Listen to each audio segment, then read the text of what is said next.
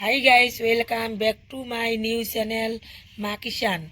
আজকে আমি কত্তি মাছ পেঁয়াজের পাতা দিয়ে ধনিয়া কুচি দিয়ে চচ্চড়ি বানাবো। আপনারা সাথে থাকুন আমি কিভাবে চচ্চড়িটা বানাই।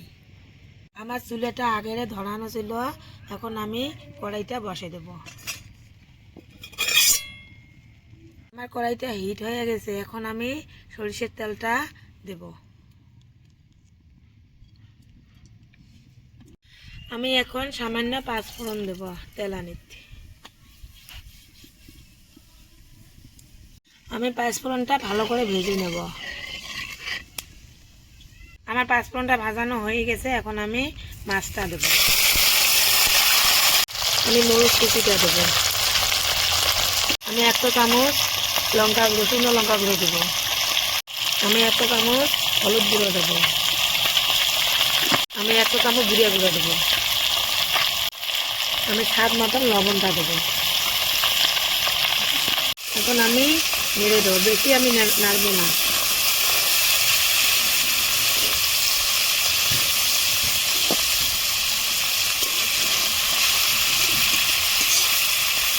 আমার মাছটা হাফ ভাজানো হয়ে গেছে, আমি এখন তুলে নেব প্লেটে।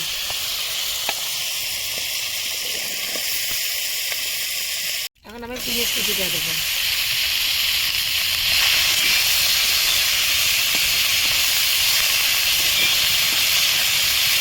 আমি পেঁয়াজের পাতাগুলো ভালো করে ভেজে নেবো। পেঁয়াজের পাতা দিয়ে পুরো মাছের চচ্চড়ি খেতে খুব ভালো লাগে।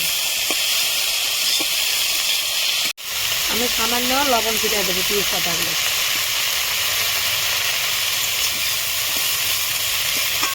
আমার পেঁয়াজের পাতাগুলো ভাজানো হয়ে গেছে, এখন আমি ভেজে রাখা মাছটা দিয়ে দেবো।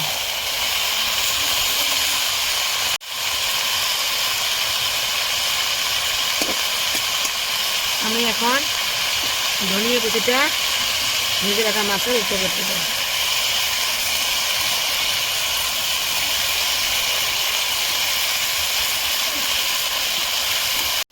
আমি পানি দেবো না, দেখেন পানি বেরিয়ে গেছে। এখন আমি 3 মিনিটের জন্য ঢেকে দেবো। আমার 3 মিনিট হয়ে গেছে, এখন আমি ঢাকনটা উঠে নেব।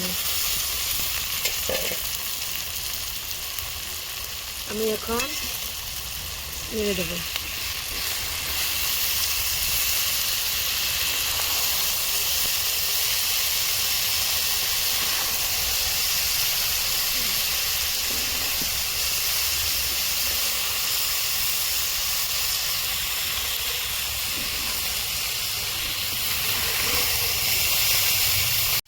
আমার চচ্চড়িটা হয়ে গেছে, এখন আমি চচ্চড়িটা নামে নেব।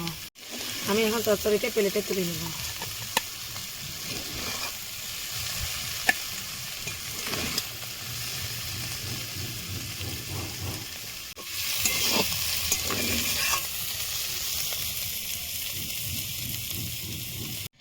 এভাবে কত্তি মাছের চচ্চড়ি বানিয়ে খেয়ে দেখবেন, খুব ভালো লাগবে।